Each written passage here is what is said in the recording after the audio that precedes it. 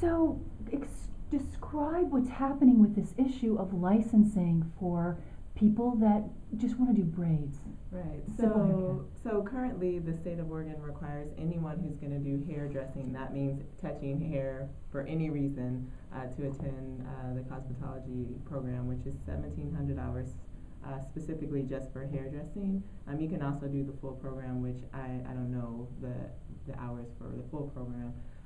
So that is what's required if you want to braid hair, put hair in a ponytail, even volunteer to do hair, put it in a ponytail. So, Can you lay out for people that are not really up to date with this specific issue, how does that get in people's way, and how does it become a small business issue?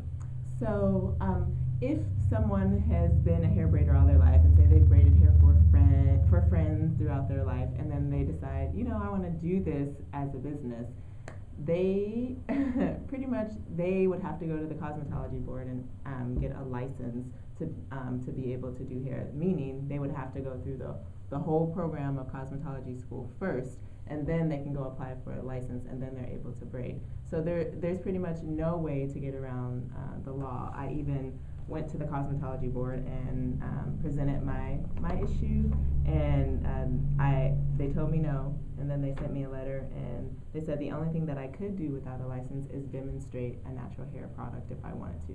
So if I made a product, then I could demonstrate on people, but I could not on a daily basis braid hair for anyone, put hair in a ponytail. There's nothing I can do with hair unless I have a license. And the penalty, they must have described what that was, and the penalty is?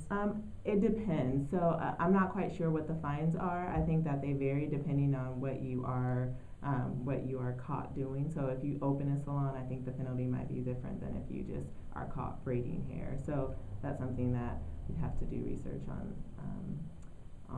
or ask the cosmetology board about. But the issue for me is that when I was in college, I went to University of Oregon.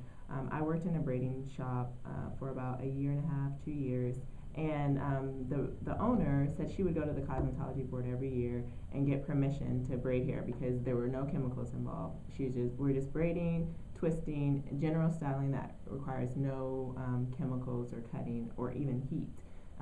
And so I figured it was illegal when I decided that I wanted to do this. And originally, I decided that I wanted to volunteer for the Department of Human Services to do hair for girls in foster care.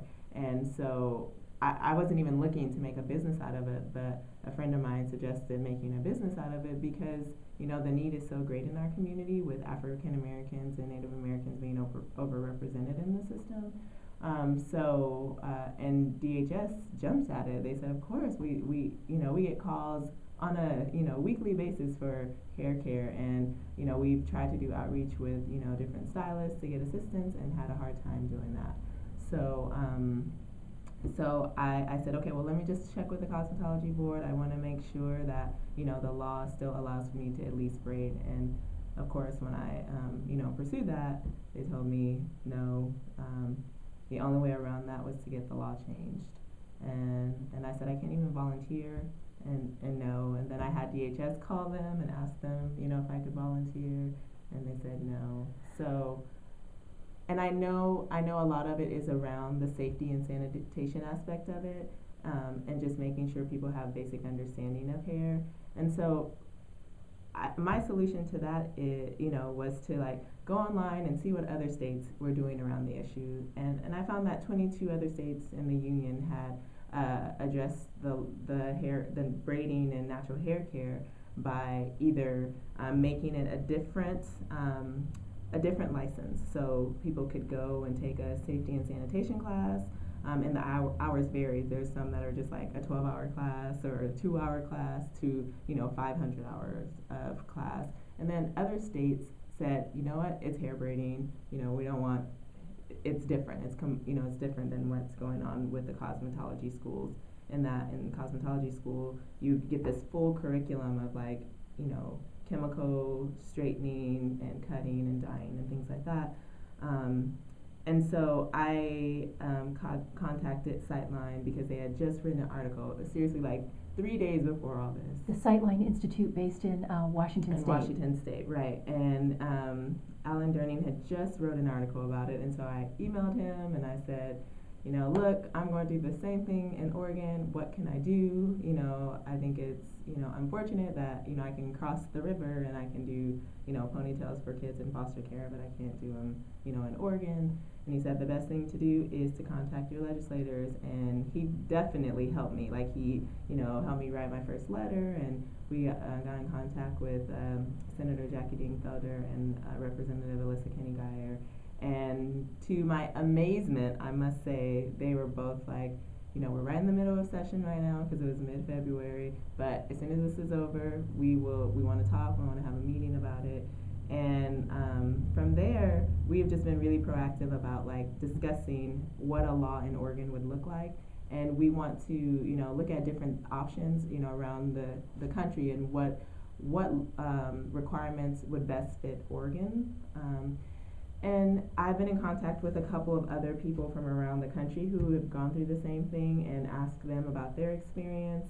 And most of them suggested the self-test option, which would allow for braiders and other natural hairstylists, so twisters, people who just style natural hair, like, you know, curls, things like that, to take a self-test. So the state would provide something online or in a class. You know, we kind of leaving that up. We don't want this to be a burden on the state, but we also want it to kind of break down those barriers for people who might want to go into business and, you know, hair braiding. So if we create a law that says you have to go to a safety and sanitation class for 1,200 hours and it's going to cost you $500, that's still a barrier for a lot of people, because the spectrum of hair braiders and natural hair care stylists range from individuals who are just coming over, you know, from Africa, or, you know, have been here most of their life but maybe have a language barrier, because currently the cosmetology licensing doesn't provide the test in any other language than English.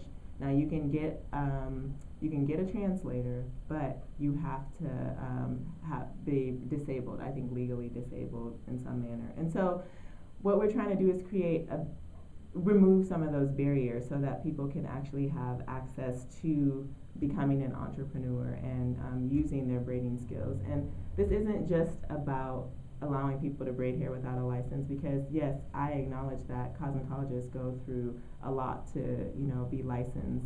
And what we're saying is that what we do doesn't involve the cutting, the dyeing, the perming, you know, what we specifically wanting to do is twist or braid. And so we're asking the state to acknowledge that this is different and that we're not doing, you know, some of the same things that are in cosmetology schools. And at the same time, we want the state to acknowledge that a lot of us with natural hair find it hard to get serviced in traditional salons, because our hair isn't the dominant hair. And so a lot of times if you want to learn how to do natural hair care, you have to either have learned it growing up or you have to go take a specialty class.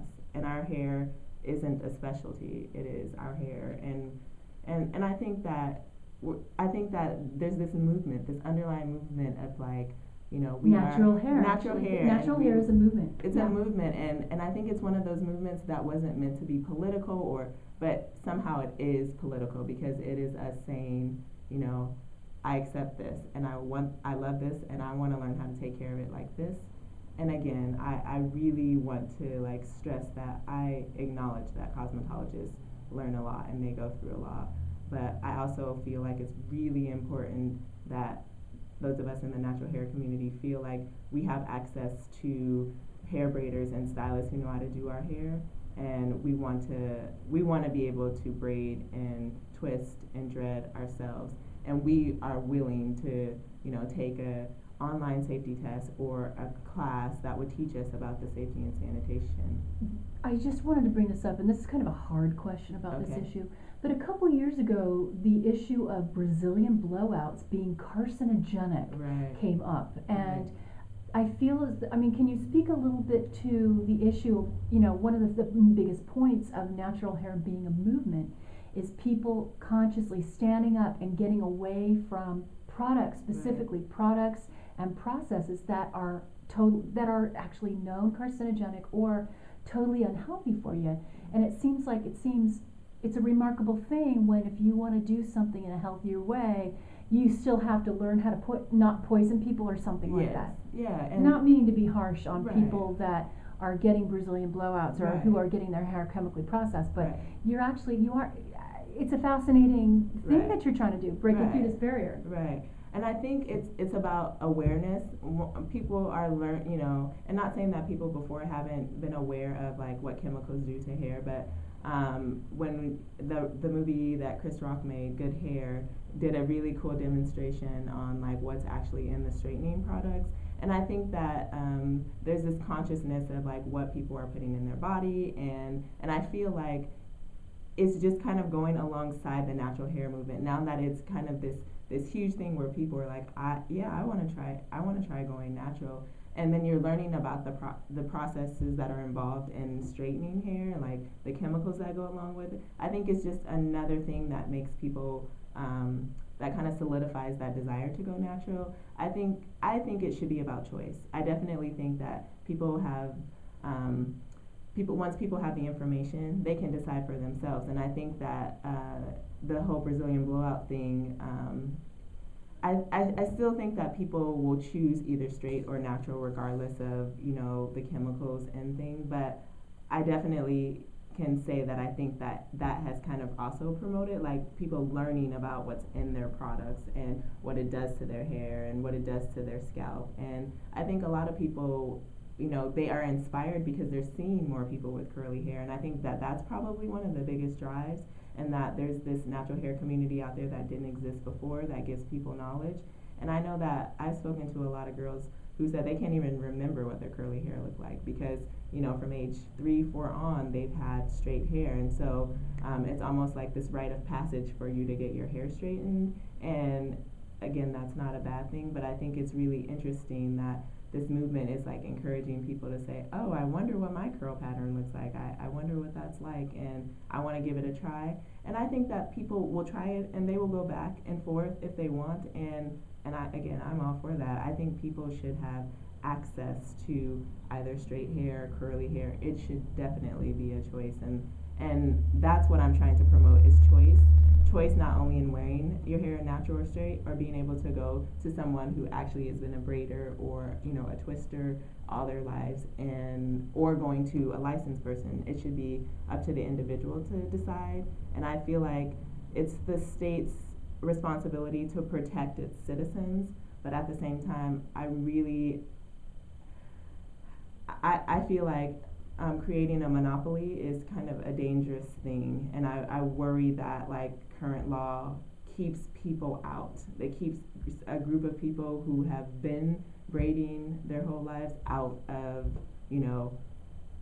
the current process. For people who want to support your effort to make it easier for women and men too, to be natural hair service providers legally, what should people be doing? We should be contacting our state legislators or something like that? Totally. I mean, I would say contact your legislator, and it's really easy. You can go on the state's website and type in your address, and they'll tell you who your legislators are.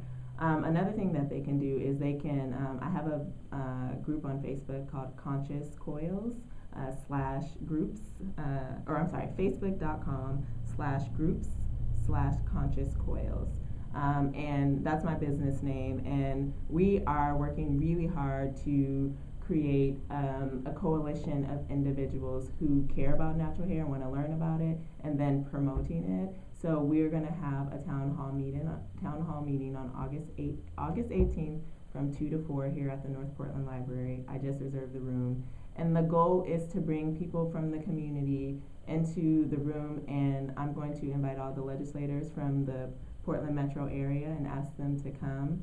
And then I'm going to ask people to bring a family member or someone in their household who they can braid their hair, because that's not illegal to braid someone's hair who lives in your household. But just so the legislators can see what's going on. I really want to make it visual. I want to make it something that they can identify with, and that it's right there in front of their face. And and then I want people to get up, give testimonies about what being natural means to them, and what having access to natural hair care means for them. So I would say, come join my group. We talk about the issues around it. We also, talk about styling methods. We talk about, healthy living in general. So what you're putting in your body comes out in your hair.